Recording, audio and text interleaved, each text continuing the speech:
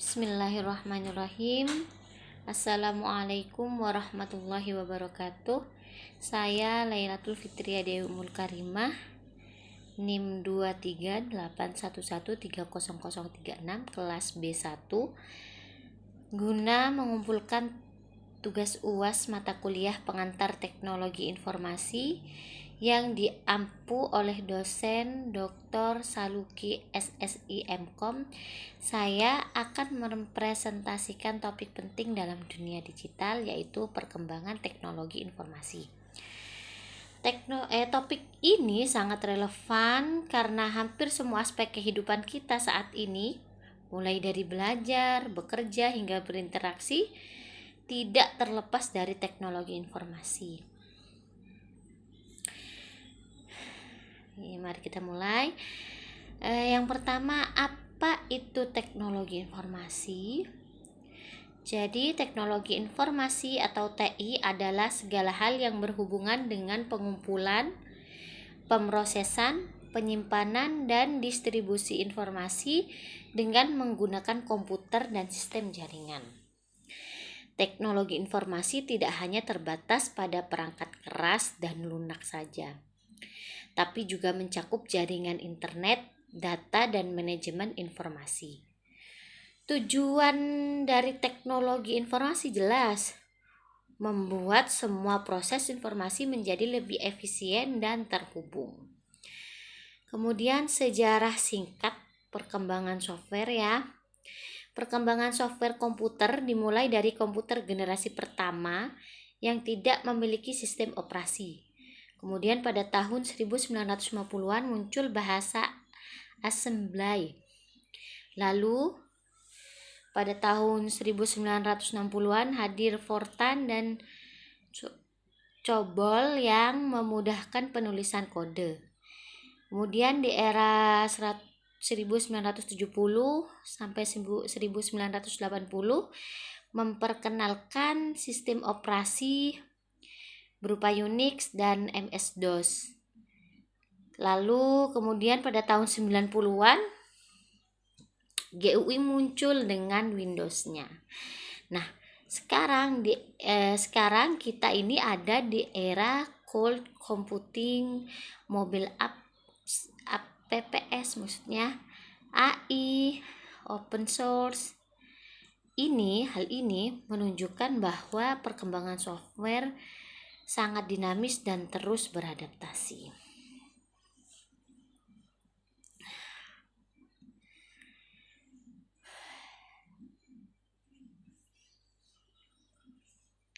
Selanjutnya, kemudian komponen kunci teknologi informasi. Ada beberapa komponen kunci teknologi informasi. Yang pertama yaitu perangkat keras, perangkat lunak, jaringan, dan data.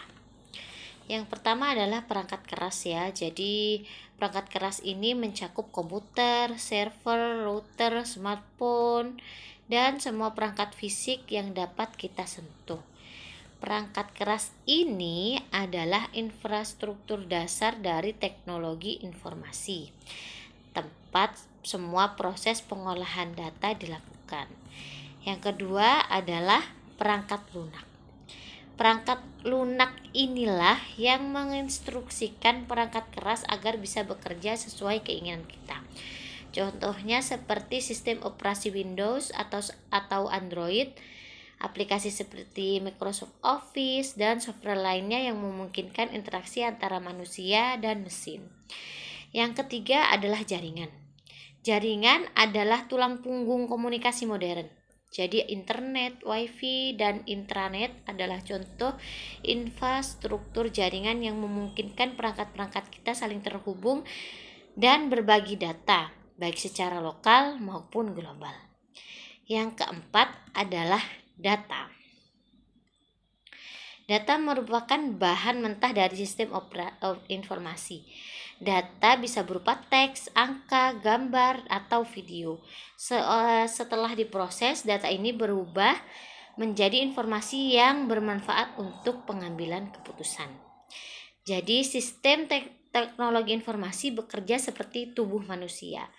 perangkat keras adalah fisiknya, kemudian perangkat lunak menjadi otaknya yang mengatur dan memberi instruksi.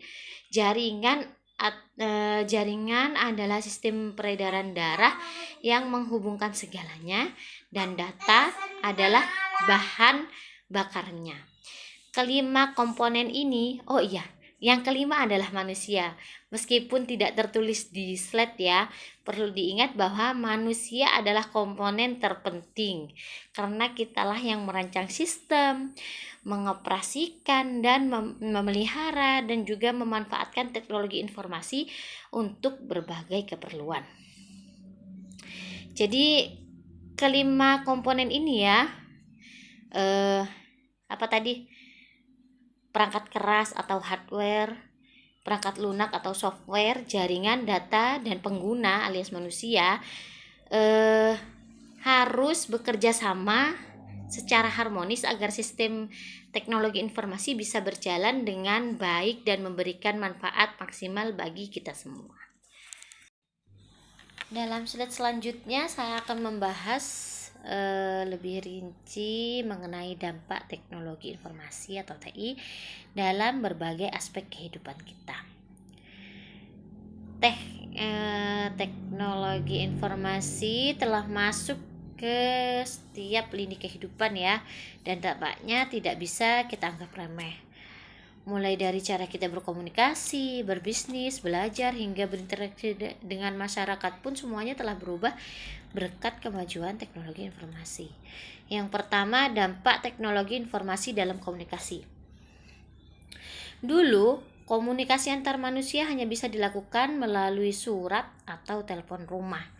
Yang jelas sedikit ribet untuk komunikasi jarak jauh. Misalnya saat dulu saya kecil ingin menelpon kepada orang tua saya yang jauh karena saya tinggal dengan nenek, itu kita harus menggunakan telepon umum begitu ya. Harus misalnya menyambungkan dengan kode-kode tertentu. Kini setelah teknologi informasi berkembang, dengan hadirnya email, WhatsApp, dan Telegram, kita bisa mengirim pesan kepada siapa saja, kapan saja, dan di mana saja dalam waktu real time. Jadi bukan hanya misalnya dari saya dulu di Cirebon dan orang tua saya di Madura. Kalau sekarang bahkan saat saya di sini, saya bisa menghubungi teman saya yang sedang ada di Arab Saudi sana. Terus juga dalam dunia virtual ini kita bisa bertemu gitu loh. Kita juga bisa bertemu secara virtual melalui platform konferensi video. Kayak pas sekolah kuliah dalam PJJ ini, kita meskipun jarak jauh kita bisa bertemu dalam platform Zoom atau Gmeet ya. Jadi seperti yang kita lakukan setiap pertemuan maya, fitur-fitur seperti berbagi layar, breakout room, dan kolaborasi dokumen secara langsung menjadikan rapat atau kelas online semakin efisien dan interaktif. Lanjut, juga adanya media sosial. Media sosial juga menjadi bagian penting dari komunikasi modern ya. Dengan lebih dari 4,9 miliar pengguna aktif di seluruh dunia pada tahun 2024 lebih tepatnya. Platform seperti Facebook, Instagram, TikTok menjadi ruang publik baru tempat orang berbagi informasi, promosi bisnis, bahkan membentuk opini publik. Namun, di sisi lain, kecepatan komunikasi ini juga memunculkan tantangan seperti penyebaran hoax dan cyberbullying. Jadi, literasi digital sangat penting untuk era saat ini. Kemudian, dampak teknologi informasi dalam ekonomi dan bisnis. Perkembangan teknologi informasi mengubah dunia bisnis dan ekonomi. Contohnya melalui e-commerce ya, kita bisa membeli dan menjual barang tanpa keluar rumah. Kalau dulu kan sebelum teknologi informasi berkembang segini pesatnya, kita mau apa-apa harus keluar rumah dulu, harus ke pasar atau paling enggak ke market untuk membeli sesuatu. Kalau sekarang kita tinggal buka e-commerce dan kita bisa check out belanjaan kita dari rumah. Jadi di Indonesia sendiri nilai transaksi e-commerce mencapai 689 triliun pada tahun 2023. Ini menurut data dari Bank Indonesia ya. Selain itu, teknologi informasi juga memungkinkan otomatisasi proses bisnis, yang berarti banyak pekerjaan yang bisa dilakukan dengan bantuan mesin dan sistem. Ini bukan hanya mengurangi biaya operasional perusahaan, tapi juga meningkatkan efisiensi kerja. Bahkan otomatisasi ini diperkirakan bisa menghemat 15-30% biaya operasionalnya loh. Kemudian teknologi informasi ini juga mendorong lahirnya berbagai inovasi layanan digital baru seperti Gojek, Grab, Netflix atau Spotify seperti itu ya, yang secara langsung mengubah cara kita berpergian, nonton film dan mendengarkan musik. Kalau dulu kan nonton film kita harus layar tancap misalnya atau ke bioskop gitu ya. Kalau sekarang kita tinggal buka aplikasi Netflix sudah bisa kita menonton film-film yang kita mau ya.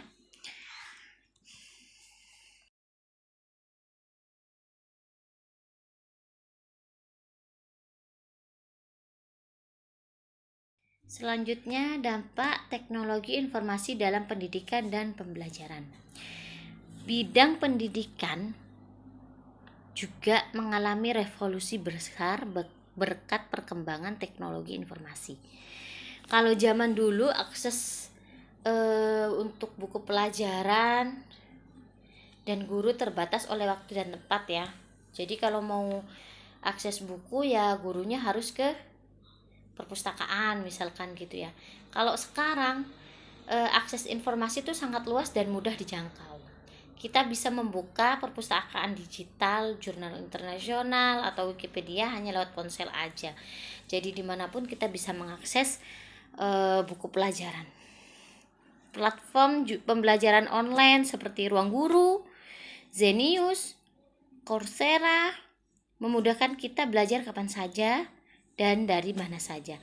Bahkan sekarang AI juga digunakan untuk personalisasi pembelajaran, sehingga siswa bisa belajar sesuai gaya dan kecepatan masing-masing.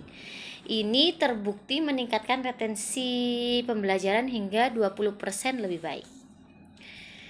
Teknologi informasi juga melatih siswa untuk memiliki keterampilan digital yang relevan dengan dunia kerja saat ini ya. Mulai dari mengetik misalkan menggunakan MS Word, Microsoft Word, membuat presentasi, terus mengelola data hingga memahami etika digital. Kemudian dampak teknologi informasi dalam masyarakat dan budaya. Dampak teknologi informasi juga terasa dalam kehidupan sosial dan budaya ya. Saat ini informasi bisa menyebar sangat cepat. Berita penting dapat langsung kita akses melalui notifikasi ponsel ya. Hal ini meningkatkan kesadaran publik terhadap isu-isu nasional dan global. Misalnya kayak gempa atau apa gitu-gitu tuh. Isu-isu penting seperti isu global lainnya tuh biasanya muncul di notif ponsel gitu. Layanan publik juga semakin mudah diakses. Misalnya sekarang kita bisa ngurus EKTP, cek BPJS Kesehatan atau membayar pajak juga secara online tuh kita bisa tanpa perlu antri panjang. Jadi teknologi informasi membuat pelayanan publik menjadi lebih efisien dan inklusif. Namun tentu ada saja tantangan yang harus kita hadapi ya. Contohnya seperti misinformasi, hoax, pelanggaran privasi data, dan kesenjangan digital.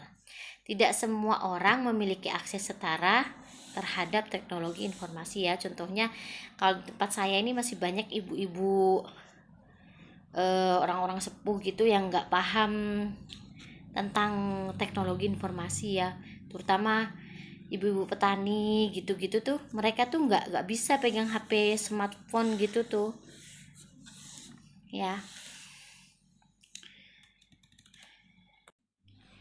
Jadi dari semua penjabaran saya tadi, kita bisa menyimpulkan bahwa teknologi informasi bukan hanya alat bantu, tapi juga penggerak utama dalam peradaban modern saat ini. Teknologi informasi memberi manfaat besar, contohnya mempercepat komunikasi, mempermudah transaksi, memperluas akses pendidikan, dan memperkuat layanan masyarakat. Namun, di sisi lain, tantangan seperti etika, keamanan, dan pemerataan akses juga harus kita tangani bersama. Maka, sebagai generasi muda nih, kita perlu menjadi pengguna teknologi informasi yang kritis, kreatif, dan juga bertanggung jawab. Sekian presentasi dari saya.